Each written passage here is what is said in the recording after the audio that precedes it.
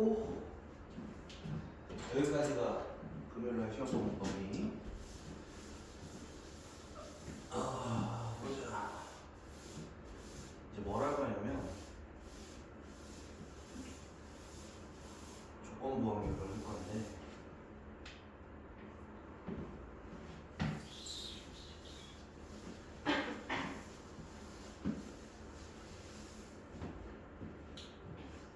내가 세 가지 정도 예시로 들어서 얘기를 풀어볼게.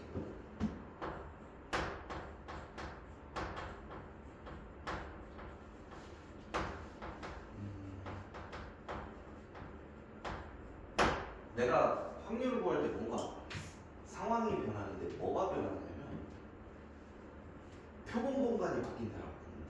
이거는 그러니까 뭐 그런 말 하면 좀 어렵기도 하고 이제 얘가 그냥 문제 푸는 거는 쭉쭉 풀 수 있어. 근데 서술형 나왔을 때 사건 지정해갖고 하는 게 좀 어려울 수도 있단 말이야. 거기까지 좀 끌고 가보려고 하는데 뭐 다음 시간에 조금 더 상황을 만들던가. 오늘은 이제 기본적인 거 3개의 상황을 내가 한번 해볼게. 일단 날짜가 있어. 한 10일이야. 1, 2, 3, 4, 5, 6, 7, 8, 10 이렇게 날짜가 있는데 비가 온 날이 있다. 날씨가 비가 온 날이 있어.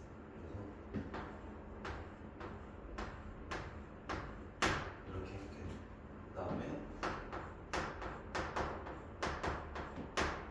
이제 애가 학원에 온 날 출석 지각이라고 해볼까?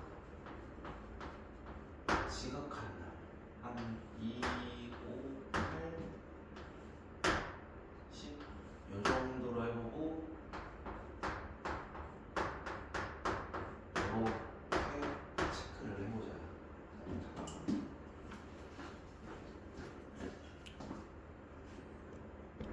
조금 이렇게 돌려놓으면 여기까지 봐서 이렇게. 자, B가 온 사건을 A라고 할게요. 이 사건이 지각한 사건을 우리 어떤 학생이 지각한 사건을 B라고 얘기를 해보자. 그냥 PA를 구해볼게. 그러니까 내가 아니 10일 중에 B가 올 확률, B가 왔던 확률 10분의 6이 되겠죠. 지각한 확률 4번 했지 지금. 이렇게 됐단 말이야. 근데 어떤 말이 나오냐면 이 말이 나와. P B 바 A.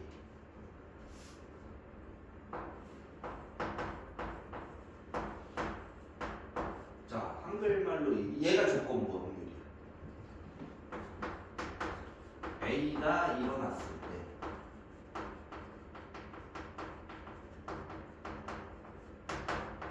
B가 일어나는 거야.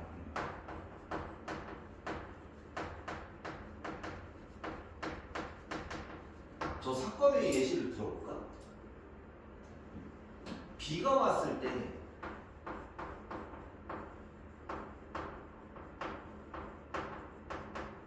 이 학생이 지각할 확률이거든. 그러니까 조건식으로 붙는 거다. 근데 그냥 P, B랑 비교를 해보라는 거지. 그러니까 원천은 얘야. 원천은 내가 지각할 때를 따지고 싶은 거야. 지각할 확률을 구하고 싶은데 야 그냥 10일 중에 내가 지금 몇 번 했어? 4번이요. 이렇게 된 거야. 근데 야 나 B 왔을 땐 지각 몇 번 했냐? 요런 느낌으로. 그러니까 지금 기준치가 달라지지. 표본 아까 내가 말했잖아. 조건 방법이 뭐라고? 표본 공간이 바뀌는 거야. 표본 공간이. 난 전체 날짜로 따지고 싶은데 그러니까 이것도 우리가 원래 비슷하게 했었던 게 함수의 개수를 구할 때 전체 함수에서 구하는 게 있지만 1대1 함수 중에서 이 조건을 만족하는 애를 구하라 이렇게 됐잖아. 그때는 그러면 그 밑에 전체에다가 원래 중복 순열이 들어갔던 거를 순열로 계산을 해서 1대1 함수 개수를 먼저 구했었잖아. 그냥 그거랑 똑같은 거야. 여기까지는 쉬워. 여기까지는 쉬워. 그래서 얘를 그럼 어떻게 계산하면 되냐면, 잘 봐. 우리가 용어 없이 생각을 해보자. 비가 왔을 때, 비가 온 날이 며칠부터 며칠이야. 내가 보기 좋게 1부터 6일이라고 그랬잖아. 이 6일 중에 몇 번 지각했어? 2번 지각했지. 근데 네가 6일 중에 이걸 따지지 6일 중에 얘를 따질 거야? 아니죠. 그래서 용어가 이렇게 나옵니다. A가 일어났을 때 B가 일어날 확률은 PA분의 PA 교집합 B가 된다는 거지. 어떤 상황인지 이해되니? 이게 되게 당연한 말이잖아. 잘 봐. 내가 왜 P라고 적냐면 원래 N이라고 적어야 되잖아. 근데 전체 NS로 나누는 확률로밖에 안 바뀌지. 그러니까 이게 이제 중요한 게 뭐냐면 내가 B의 개수만 따져야 되는 게 아니라 A랑 B랑 동시에 일어난 걸 따져야 된다. 여기까지 이해되니? 그러니까 요것도 용어를 좀 구분을 해줘야 되는 게, 그러면 이렇게 되면 일단은 이걸 할게요. PA는 6번, 전체 날짜는 10번, 지각할 확률 교집합은 2번, 전체 함수는 10번, 이렇게 되거든요. 그러니까 이게 결국 개수 세는 거나 이거랑 똑같다. 3분의 1로 되는 거야. 여기까지 이해됐지? 자, 그러면 비교를 좀 해봐야 되는 게 PA 교집합 B와 B가 A가 뭔지 확실히 구분해. 나중에 애들이 이거 두 개를 되게 헷갈리거든. 응? 그러니까 지금 이 상황에서는 10일 중에서 B도 오고 나도 지각하는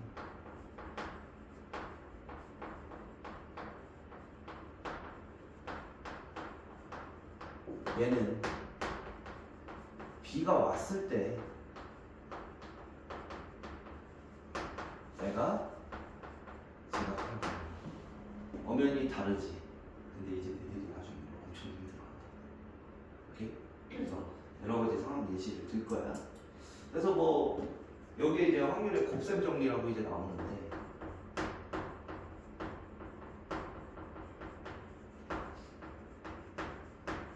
우리가 상황을 한번 이렇게 만들어 보자. 자, A 교집합 B에서 여기 이렇게 곱할 수 있겠지. 자, 그러니까 P A 교집합 B는 PA 곱하기 B가 A다. 그러니까 이게 말 그대로 해석하면 편해. A 사건이 일어나고, A 사건, 우리가 고배 법칙을 언제 써? 잇따라 일어났을 때 하지. 자, A 사건이 일어났을 때 B가 일어날 확률을 곱하면 둘 다 일어난 거잖아. 그쵸? 그러면 야, B바 A만 있겠냐? A바 B도 있겠지. A바 B를 해석을 하면 뭐가 돼? 내가 지각했을 때 B가 오르면, 그럼 내가 지각하는 했을 때 4번, 그 중에 비 온 날 2날 2분의 1의 확률로 왔네. 그래서 얘가 또 이렇게 바뀔 수도 있습니다. B가 일어나고, 그러니까 사건의 순서라고 생각하면 좀 편해. 내가 이 순서를 부여한 예시까지 들 거야. 일단 이 상황 이해돼? 그래서 요렇게 나타날 수 있다. 일단 이거 정리해보세요. 계속 설명을 해야 됩니다.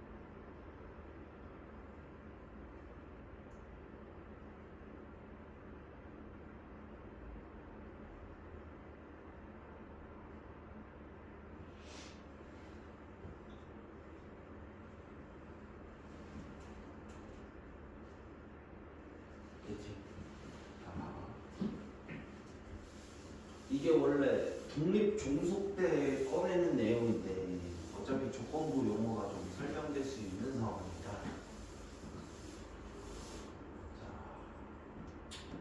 그래서 하나 이렇게 만들어보자. 여기 지금 당첨제비가 4개가 있어. 꽝이 11개가 있어. 우리가 지금까지 일반적인 상황에서는 보건 추출을 했어. 뽑긴 뽑는데 다시 안 넣었단 말이야. 아니 다시 넣어버렸단 말이야. 그러니까 계속 누가 뽑든 상황이 똑같은 상황이 되잖아. 근데 달라지는 상황을 한번 해볼게. 그러니까 미진이가 있고, 아유 신경 쓰지 말자. A가 있고 B가 한 개씩 요 순서대로 뽑는 상황. 그래서 이걸 사람이니까 그냥 스몰 문자로 이렇게 할게. A라는 사람과 B 사람이 순번대로 하나씩 뽑아. 근데 다시 뽑은 카드를 뽑은 제비를 다시 넣지 않는다.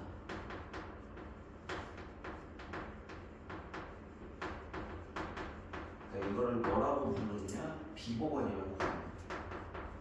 내가 뽑고 난 상황에서 복원시키지 않겠다. 그러면 지금 B의 입장을 봐봐. 응? 아, 얘가 당첨금 가져가면 내 확률이 줄겠어 안 줄겠어? 줄겠지. 그리고 A가 얘를 뽑으면 아싸 꽝 하나 덜었다 이 생각 할 거야 안 할 거야? 하지. 여기서 얘 행동에 얘가 영향을 주잖아. 이걸 나중에 다다음 시간에 얘기하는 게 이제 독립과 종속이라는 얘기를 하는데, 그럼 왜 미리 얘기를 하십니까? 라고 했을 때, 그러니까 일반적인 예시도 내가 좀 이따 하나 더 들 거고 앞에 거 든 것처럼. 근데 이 예시를 들으면 조건부가 훨씬 더 이해가 잘 돼. 그러니까 잘 보세요. 스몰 A가 동그라미를 뽑는 사건을 A라고 하자. 그러면 A의 여집합은 뭐겠냐? A가 꽝을 뽑는 거지. 그 다음에 B가 동그라미를 뽑는 사건을 B라고 해보자. 여기에 이제 여집합도 등장을 할 거야. 여집합도 등장을 할 거야. 근데 여집합의 개념 알죠? A가 그냥 X 뽑으면 되겠지. 그럼 잘 보세요. 잘 보세요. 자, B의 입장으로 생각을 해. PA가, 그러니까 잘 봐. B 입장에서는 B가 당첨제비를 뽑으려면 A가 당첨제비를 뽑았을 때가 있겠지. 그 다음 B가 당첨제비를 뽑는 상황인데 A가 꽝을 뽑았을 확률이 있을 거잖아. 여기까지 이해되니? 그러면 잘 보세요. 잘 봐. 얘는 PA분의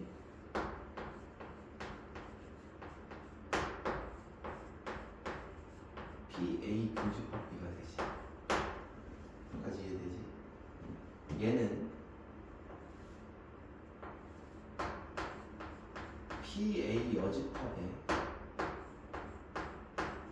PA 여집합 교집합 B가 되지. 여기까지 됐지? 내가 이거 똑같이 이렇게 돌려볼게.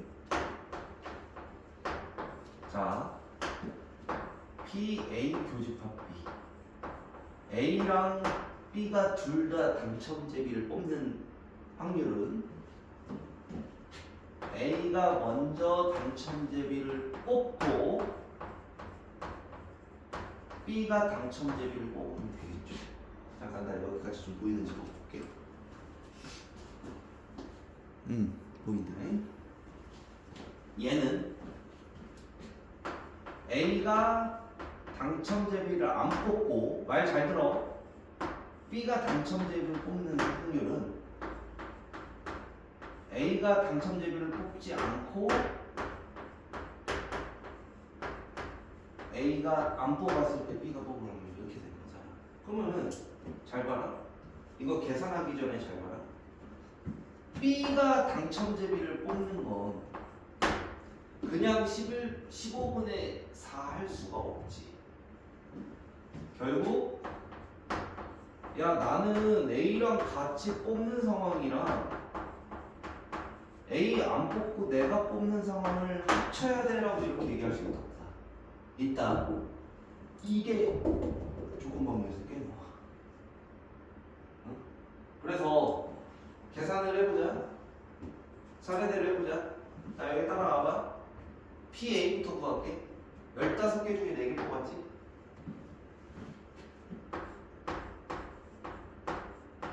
됐지? 근데 A를 뽑았을 때 지금은 이 용어로 정리하는 게 아니라 저 상황이 그대로 인지가 되는 게 A가 당첨제비 뽑으면 어떻게 돼? 이거 3개 남고 요거 11개 남잖아. 그러면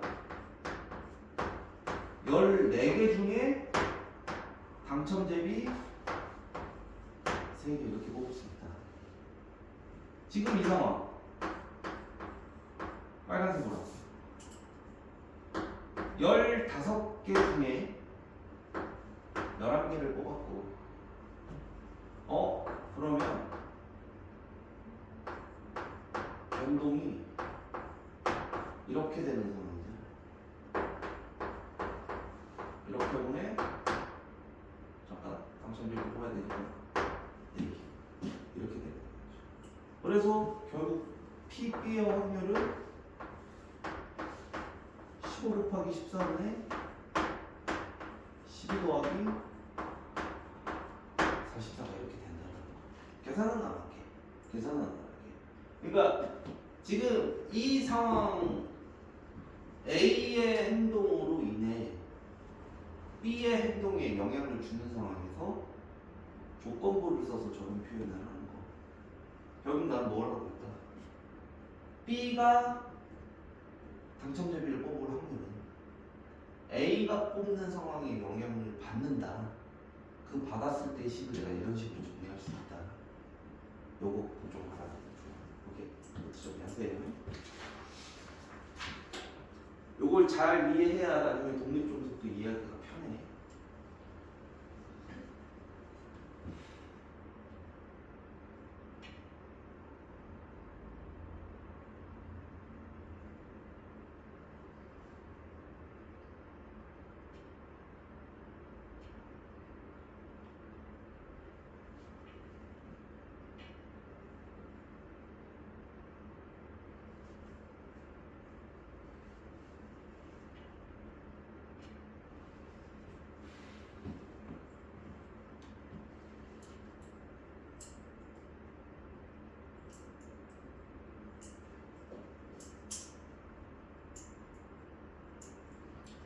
요거까지 적게 하고 나머지 시간 먼저 풀면서